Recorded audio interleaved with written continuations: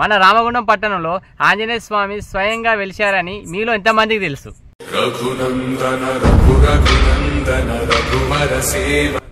ఆంజనేయ స్వామి గదతో కాకుండా ధనుర్బాణాలతో వెలిసినని మీలో ఎంతమందికి తెలుసు?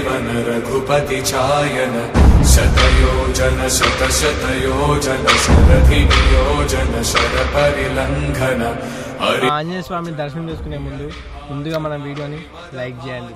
జై శ్రీరామ్ అని కామెంట్ చేయండి. ఏదైతే ఈ రామగుండం యొక్క బీపర్వత గడ్డ ఉందో ఇక్కడ మిషన్ భగీరథ దగ్గర ఈ యొక్క విగ్రహం ఇక్కడ ఉండడం జరిగింది. మేకలు కాసేవాళ్ళు, గొర్రెలు కాసేవాళ్ళు ఇది చూసి స్థానిక హిందూ యువవాహిని కార్యకర్తలకు సమాచారం ఇవ్వగా అక్కడ చేరుకున్న హిందూ యువవాహిని కార్యకర్తలైన మేము అందరం ఈ విగ్రహాన్ని చూసి మొట్టమొదటిగా చూసి దీన్ని వెలికి తీయడం జరిగింది.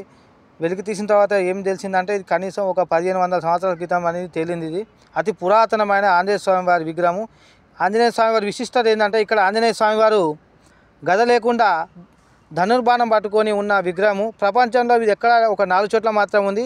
అది ఇప్పుడు 3 ఉత్తరప్రదేశ్లో, 1 మధ్యప్రదేశ్లో, 1 తెలంగాణలో, 1 కర్ణాటకలో ఉంది. ఇప్పుడు తెలంగాణలో మన రామగుండం ప్రాంతంలో ఇప్పుడు ఇది ఉండడం జరిగింది. ఈ విషయం చూడగానే స్థానిక ఎమ్మెల్యే మక్కాన్ సింగ్ రాజు ఠాకూర్ గారికి తెలియజేయడం జరిగింది. వారు స్వయంగా దగ్గరుండి ఇక్కడికి విచ్చేసి ఈ యొక్క స్వామివారిని దర్శించుకొని ఇక్కడ గుడి నిర్మాణం చేపడతానని, అలాగే 120 ఫీట్ల విగ్రహాన్ని కట్టిస్తానని వారు ఒప్పించడం జరిగింది. చెప్పినట్టు విధంగానే వారు ఇక్కడ పనులు ప్రారంభమైనాయి. అదే త్వరలో ఇక్కడ గుడి నిర్మాణం జరుగుతుంది. అలాగే హనుమంతుని యొక్క ప్రతిరూపం పెద్ద విగ్రహం 120 విగ్రహం కూడా ఏర్పాటు చేయడం జరుగుతుంది. కాబట్టి అందరూ కూడా భక్తులందరూ కూడా ఇక్కడ వచ్చి ధనుర్బాణ ఆంజనేయ స్వామిని దర్శించుకోవాలని, ఈ యొక్క క్షేత్రాన్ని పూర్తిగా ఆధ్యాత్మిక క్షేత్రంగా చేయాలని, అలాగే ప్రభుత్వంగా మేము డిమాండ్ చేస్తున్నామని అంటే ఈ రామగుండం ప్రాంతాన్ని ఆధ్యాత్మిక కేంద్రంగా గుర్తించి దీన్ని పర్యాటకంగా గుర్తించాలని కోరుతున్నాం. నిజంగా మన ఎంతటి భాగ్యం, మన రామగుండంలో మనకి ఇంత అదృష్టం ఉందని అయితే ఎక్స్పెక్ట్ చేయలేదు. ఎందుకంటే మనది నిజంగా ఖనిజాల గడ్డ. నిజంగా మన రామగుండం అంటేనే ఒక సింగరేణి సంస్థ. అదేవిధంగా చూసుకుంటే ఇప్పుడు సాక్షాత్తు మనకి ఒక మినీ కొండగట్టుగా మారుతుందనే ఆలోచన వస్తేనే నాకు చాలా హ్యాపీ అనిపిస్తుంది. నాకు ఈ విషయం తెలిసిన వెంటనే నేను లడ్డన్న స్వామి ఇద్దరం తొందరగా వచ్చేసినాం. ఎందుకంటే స్వామిని చూడకుండా మనం ఉండలేం కాబట్టి. సో ఎక్కడ లేని విధంగా స్వామివారు ఒక గద లేకుండా బాణము విల్లుతోనే ధనుర్బాణాలతో వెలిసిన స్వామి కాబట్టి నిజంగా చాలా ప్రత్యేకత కలిగినటువంటి రాముని యొక్క గుండాలు, రాముడు దిగినటువంటి ప్రదేశంలోనే స్వామి ద్వారపాలకులుగా ఉన్నాడు కాబట్టి ఈ స్వామిని దర్శించుకుంటే అందరికీ సకల శుభాలు కలుగుతాయి. సో దయచేసి అందరూ కూడా ఈ వీడియో చూసిన వాళ్ళు షేర్ చేయండి. అండ్ మీకు వీలున్నప్పుడు ఖచ్చితంగా వచ్చి స్వామిని, శ్రీ ధనుర్బాణ ఆంజనేయ స్వామిని మాత్రం ఖచ్చితంగా దర్శనం చేసుకోండి. ఆ స్వామి అందరి బాధలు తీరుస్తాడు, అందరిలో ధైర్యాన్ని నింపుతాడు. భక్తికి పరాకాష్ట స్వామి. సో ప్రేమ అనే భక్తిని కూడా మీలో నింపి నిజంగా మీకు ప్రతి ఒక్క మీరు చేసే ప్రతి పనిలో కూడా మీకు మంచి సుఖ సంతోషాలు అందిస్తాడు ఈ స్వామి. కాబట్టి స్వామిని అందరూ కూడా దర్శనం చేసుకోండి. స్వామికి ఇప్పుడు అందరి అవసరం ఉంది. ఎలా అంటే మనందరం కూడా ఈ స్వామిని, ఇక్కడ ఉన్న స్వామి గురించి అందరికీ తెలియజేస్తే అందరూ కూడా ఈ స్వామి యొక్క ప్రత్యేకత తెలుసుకుంటారు. స్వామి యొక్క కృపకు కూడా అందరూ పాత్రలు అవుతారు. కాబట్టి ఖచ్చితంగా రామగుండానికి ఎన్టీపీసీకి మధ్య ఉన్నటువంటి ఈ B4 గడ్డ పైన శ్రీ ధనుర్బాణ ఆంజనేయ స్వామిని అందరూ కూడా దర్శనం చేసుకోండి. నిజంగా ప్రత్యేక కృతజ్ఞతలు అంటే రాజస్వామికి చెప్పాలి ఖచ్చితంగా. ఎందుకంటే స్వామి హిందూ సంబంధించినటువంటి కార్యకలాపాలలో ఏదైనా కూడా స్వామి యొక్క అధ్యక్షులుగా ఉన్నారు. సో స్వామికి విషయం తెలియగానే స్వామి తొందరగా వాళ్ళ యొక్క టీంతో అందరూ కూడా స్పందించి స్వామిని బయటికి తీసుకురావడం జరిగింది. ఇది వెంటనే కూడా మక్కన్ సింగ్ గారికి, గౌరవ ఎమ్మెల్యే గారికి చెప్పడంతో ఎమ్మెల్యే గారు కూడా తొందరగా స్పందించి స్వామివారికి ఒక గుడి నిర్మాణాలకి ఆల్రెడీ కార్యక్రమాలు చేపట్టారు. చెప్పినా వదిలేసినామని కాకుండా ఇక్కడే ఉండి స్వామి యొక్క సేవలో తరిస్తున్నారు రాజస్వామి వాళ్ళు కూడా. నిజంగా ఎమ్మెల్యే సార్ కూడా ప్రతి ఒక్క దాని మీద దృష్టి సారిస్తున్నారు, తొందరగా పనులు కావాలని చెప్పేసి.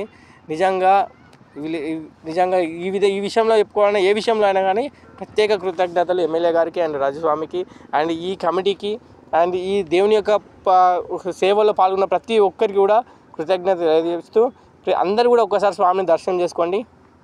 స్వామి యొక్క కృపకి పాత్రలు కండి. స్వామి శరణమయ్యప్ప. జై బోలో శ్రీరామ్కి. స్థానిక ఎన్టీపీసీ రామగుండం మధ్యలో ఉన్నటువంటి బీపర్వత గడ్డ మీద శ్రీ ధనుర్బాణ ఆంజనేయ స్వామి వెలిచాడు. ఇక్కడ ఏదైతే ఈ రామగుండం గుట్ట ప్రాంతం అయితే ఉందో ద్వాపరయుగం త్రేతాయుగంలో రాముడు సీతమ్మ వారు ఇక్కడికి వచ్చి ఇక్కడ సేద తీరడం జరిగింది. ఈ గుట్ట అంతా ఆధ్యాత్మిక శోభతో నిండడం జరిగింది. స్వయంగా రాముడు సీతమ్మ వారు ఇక్కడ ఉన్నారు కాబట్టి ఆనాడు క్షేత్రపాలక ఆంజనేయుడు కూడా ఇక్కడ వచ్చి ఈ రామగుండ గుట్ట యొక్క ప్రాంతాన్ని మొత్తం కూడా వారు తిరగడం జరిగింది, ఇక్కడ ఉండడం జరిగింది. అదే కాకుండా ఈ గుట్ట మొత్తం అంతా ఆధ్యాత్మికతో నిండి దీన్ని పర్యాటక కేంద్రంగా చేయాలని ఆ రోజు మక్కా సింగ్ రాజ్ ఠాకూర్ గారు ఇక్కడికి వచ్చి ఇక్కడ ఆంజనేయ స్వామిని దర్శించుకొని ఇక్కడ వారు స్టేట్మెంట్ ఇవ్వడం జరిగింది.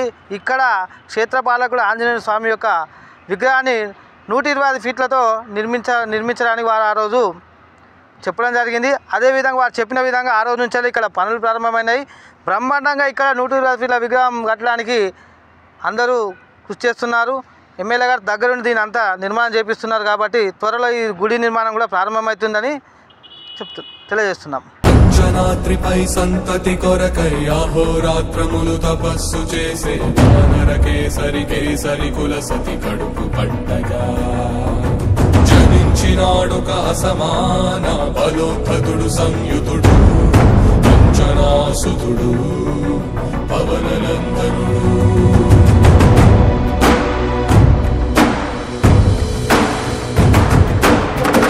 కిరణముల ఉదయాత్ముని గని అది పండిన తీయని పంటను కొడు సూర్యమండలము పట్టి తినాలని ఊళ్ళూరే తన దేహం నాటున రవి మరుగై జనము చీకటై పోరా.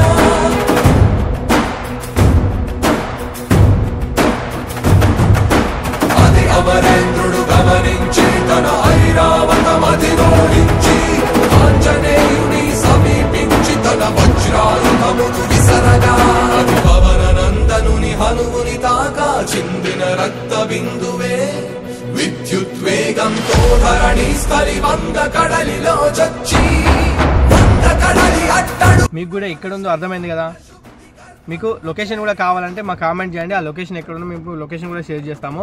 అదేవిధంగా స్వామివారిని దర్శనం చేసుకున్న ప్రతి ఒక్కరికి కూడా ధన్యవాదాలు. అండ్ ఈ స్వామి యొక్క కృప ఇంకా కలగాలంటే మీరు కూడా మన వీడియోని చాలామందికి షేర్ చేయండి. దాని ద్వారా మన స్వామి ఇక్కడ వెలిచిండు అని చెప్పేసి అందరు దర్శనం చేసుకోవడానికి కూడా వీలుంటుంది. స్వామి యొక్క కృపకి అందరూ పాత్రలు అవుతారు. జై శ్రీరామ్, జై హనుమాన్.